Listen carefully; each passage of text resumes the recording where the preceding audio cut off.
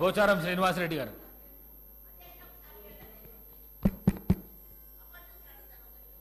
అధ్యక్ష,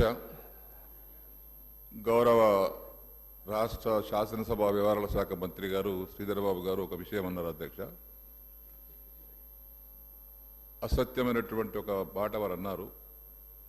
బీజేపీ మాకు friendly party అని. ఇది ఖండిస్తున్నాను. మా ఫ్రెండ్లీ పార్టీ ఎంఐఎం పార్టీ అన్న సంగతి తెలుసు, కానీ మాకు బీజేపీ ఫ్రెండ్లీ పార్టీ అని తెలియదు. దాన్ని ఖండిస్తున్నాం. దయచేసి ఆ రికార్డును తొలగించండి. రెండవది ఇవాళ ముఖ్యమంత్రి గారు కూడా హౌస్లో ఉన్నారు. సమాధానం కూడా వారు చెప్పబోతున్నారు. ఈరోజు సమాధానం వారిదే ఉంది. ఎప్పుడు కూడా మేము ఈర్ష్య పడతలేము. అధికారం వస్తుంది, పోతుంది.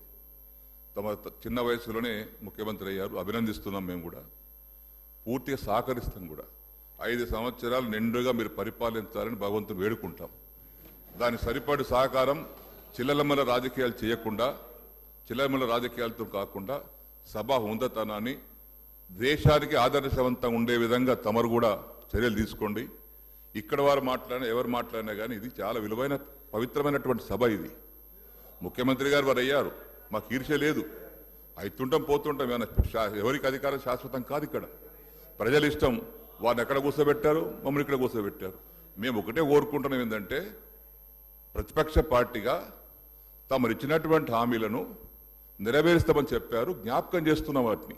అది చేస్తే మీకే మంచి పేరు వస్తుంది. అది అన్ని హామీలు ఫుల్ఫిల్ చేస్తే తప్పనిసరిగా హామీలు నిలబెట్టుకున్నటువంటి ముఖ్యమంత్రిగా, హామీ నిలబెట్టుకునే కాంగ్రెస్ పార్టీగా మీకు మంచి పేరు వస్తుందని జ్ఞాపకం చేస్తున్నాం తప్పితే దాని మీద ఏదో పగడ్బందీగా దాన్ని పట్టుకొని విమర్శించాలనేటటువంటి ఆలోచన మాకు లేదు. జస్ట్ మీకు జ్ఞాపకం చేయడానికి కోసం మాత్రమే 6 గ్యారంటీలు ఏది ఉన్నాయో అందులో 13 గ్యారంటీలు ఉన్నాయి.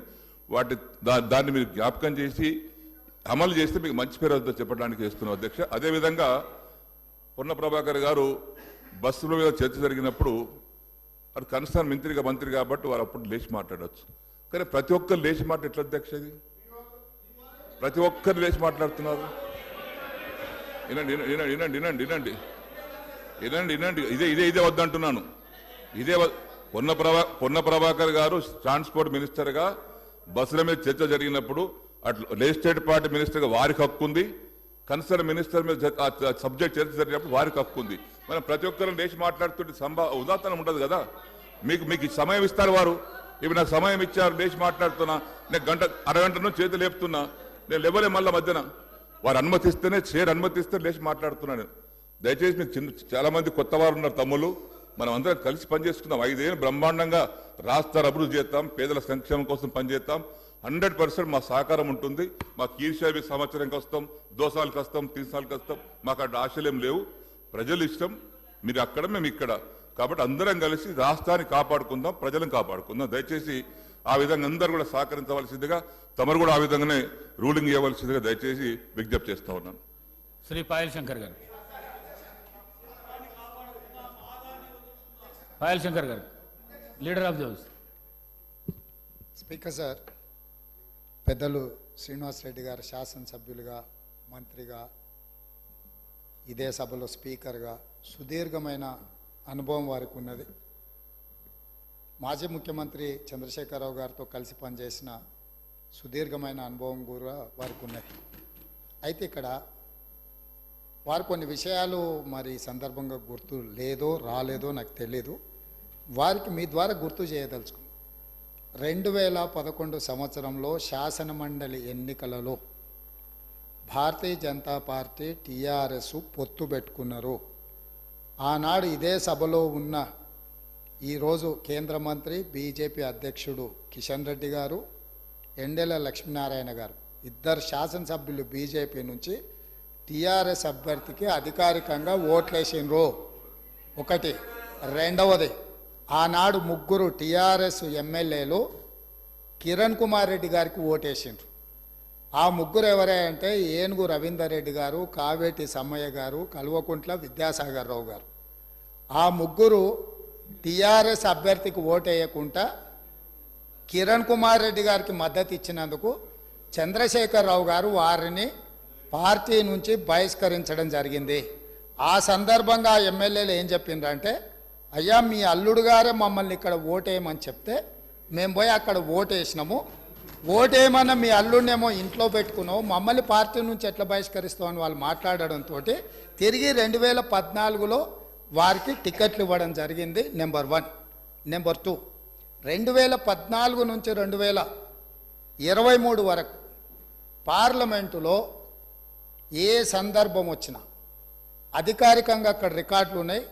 కావాలంటే వారి పెద్దలు పోచారం శ్రీనివాసరెడ్డి గారు, నామ నాగేశ్వరరావు గారికో లేకపోతే కేశవరావు గారికో వారు అడిగితే ఎన్ని బిల్లులు వచ్చినప్పుడు లోక్సభలో కానీ రాజ్యసభలో కానీ వారు ఎవరి పక్షాన నిలబడి ఎవరికి మద్దతు పలికినరో అక్కడ సజీవంగా సాక్ష్యాలు ఉంటాయి.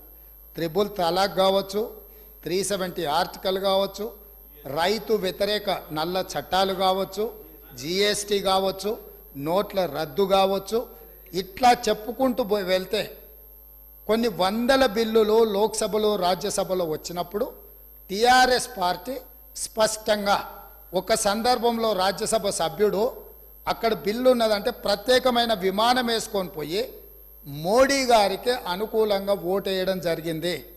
Bharatiya Janata party, BRS, BJP ఒకే రకమైన ఆలోచన విధానంతో గత 10 సంవత్సరాలు ప్రభుత్వాలను కలిసి నడుపుకున్నారు. వాళ్ళిద్దరు కలిసి చర్చించుకున్నారు. ఇంతెందుకు వాళ్ళ పార్టీ అంతర్గత విషయం ముఖ్యమంత్రి గారిని మార్చాలని ఇక్కడ చాలామంది మాజీ మంత్రులు చంద్రశేఖరరావు గారిని దించేసేయాలి, తారక రామారావు గారిని ముఖ్యమంత్రిని చేయాలని చెప్పి ఆ మంత్రివర్గంలో ఉన్న వాళ్ళే చంద్రశేఖరరావు గారి మీద అవిశ్వాసం ప్రకటించి తారక రామారావు గారిని ముఖ్యమంత్రిని చేయండి అని వాళ్ళు మాట్లాడినరు. వాళ్ళందరూ ఒత్తిడి తట్టుకోలేక చంద్రశేఖరరావు గారు వెళ్ళి నరేంద్ర మోడీ ప్రధానమంత్రిని కలిసి నేను అక్కడి నుంచి మా వాళ్ళు తప్పుకోమంటుండ్రు, తప్పుకుంటా తారక రామారావు గారిని తెలంగాణ రాష్ట్రానికి ముఖ్యమంత్రిని చేస్తా, మీరు నాకు అనుమతి ఇవ్వమని అడిగినరని, నేను వారసత్వ రాజకీయాలు లేకపోతే రాచరికాలను నేను సమర్థించను, నేను వ్యతిరేకిస్తున్నా, అది ఎలా సాధ్యమో అని నేను చంద్రశేఖరరావును నిలదీసినని భారత ప్రధానమంత్రి తెలంగాణ రాష్ట్రానికి వచ్చినప్పుడు స్పష్టంగా ప్రకటన చేసిండు. ఇప్పుడు పెద్దలు శ్రీనివాసరెడ్డి గారిని నేను అడుగుతున్నా, మీకు ఎలాంటి సంబంధాలు లేకపోతే, అనుబంధం లేకపోతే, ఆయన అనుమతితోనే మీరు నిర్ణయాలు తీసుకోకపోతే మీ పార్టీ అంతర్గత వ్యవహారం ముఖ్యమంత్రిని మార్చుకోవడం అనేది అట్లాంటి విషయం కూడా మోడీ గారి అనుమతిని అడిగినరంటే మీ బంధం ఫెవికల్ బంధం. ఒకవేళ మీకు కేసీఆర్ గారు చెప్తుండ్రో లేదో వాస్తవాలు ఒక్కసారి ఇప్పుడు నేను చెప్పిన చరిత్రను మొత్తము వారు తెలుసుకోవాల్సిందిగా నేను కోరుతున్నా. మీకు కొన్ని చెప్తాడు, కొన్ని దాస్తాడు. కాబట్టి దాసినై మీకు ఒకవేళ ఎప్పుడైనా అనుమానం వస్తే మీరు ఎప్పుడైనా నన్ను అడగొచ్చు, స్వేచ్ఛగా వచ్చి కలవచ్చు. మిగతా వివరాలన్నీ కూడా నేను మీ దృష్టికి తీసుకొస్తా. పోచారం శ్రీనివాసరెడ్డి. మేమందరం కూడా కలిసి పనిచేసినాం సార్. తెలుగుదేశం పార్టీలో వారు ఉన్నారు, మేమున్నాం, కష్టపడి పనిచేసినాం. వారు ఈరోజు ఒక నిమిషం వినండి, ఇదే ఓపిక ఉండాలండి. శాసనసభలో మాట్లాడే ఓపిక కాదు, ఇనే ఓపిక కూడా ఉండాలి. వారు చెప్పారు. ఒక్క నిమిషం బ్రదర్ వినండి. వారు అవకాశం ఇస్తే మాట్లాడండి, ప్లీజ్ కోఆపరేట్. వారు మాట్లాడడానికి ఒకవేళ బీజేపీతోనే మాకు పవికాల సంబంధం ఉంటే 4 బీజేపీ శాసనసభలు ఓడించినటువంటి అభ్యర్థులు ఎవరు సార్? బీఆర్ఎస్ పార్టీ అభ్యర్థి ఓడించాం. 2011లో గౌరవ ముఖ్యమంత్రి గారు అన్నారు, 2011లో ఆ రోజు శాసన మండలికి ఎన్నిక జరిగితే ముగ్గురు టిఆర్ఎస్ శాసనసభ్యులు కాంగ్రెస్ ఓటేసినటువంటి మాట వాస్తవం. సస్పెండ్ చేసిండ్రు. కిరణ్ కుమార్ రెడ్డి కాదు, ఎమ్మెల్సీగా కాంగ్రెస్ పార్టీ రంగారెడ్డి పోటీ చేసిండు, టిఆర్ఎస్ తరఫున మహమూద్ అలీ గారు పోటీ చేసిండ్రు. నేను అప్పుడే మన ఇద్దరం తెలుగుదేశం పార్టీలో ఉన్నాం. దాని తర్వాత నేను బీఆర్ఎస్ పార్టీకి వచ్చిన. టీఆర్ఎస్ పార్టీకి వచ్చిన తర్వాత నాకు కూడా బలవంతం చేసిండ్రు, మీరు కూడా రంగారెడ్డి కోటేయమని. నేను బీఆర్ఎస్ పార్టీకి మొన్నే వచ్చిన మాట ఇచ్చిన. నేను టీఆర్ఎస్ పార్టీ అభ్యర్థిగా ఓటేసి తప్పితే ఇంకో దానికి వేయనంటే మీరు చెప్పినటువంటి 3 పేర్లు నేను రిపీట్ చేయదలుచుకోలేదు.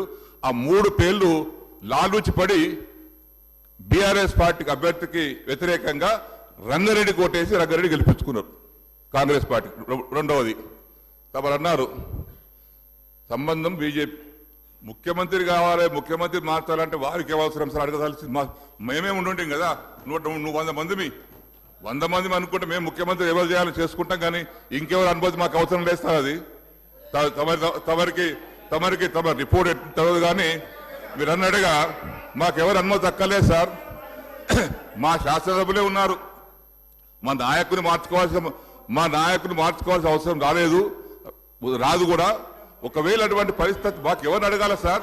మేమే 100 మంది ఉన్నాం కదా ఇక్కడ పోయిన ప్రభుత్వంలో. దయచేసి బీజేపీతో మాకు ఎలాంటి సంబంధం లేదు, మాకున్నది ఫ్రెండ్లీ పార్టీ ఎంఐఎం పార్టీ. దయచేసి దాని పట్ల మరొకసారి తమరికి నేను విజ్ఞప్తి చేస్తా ఉన్నాను.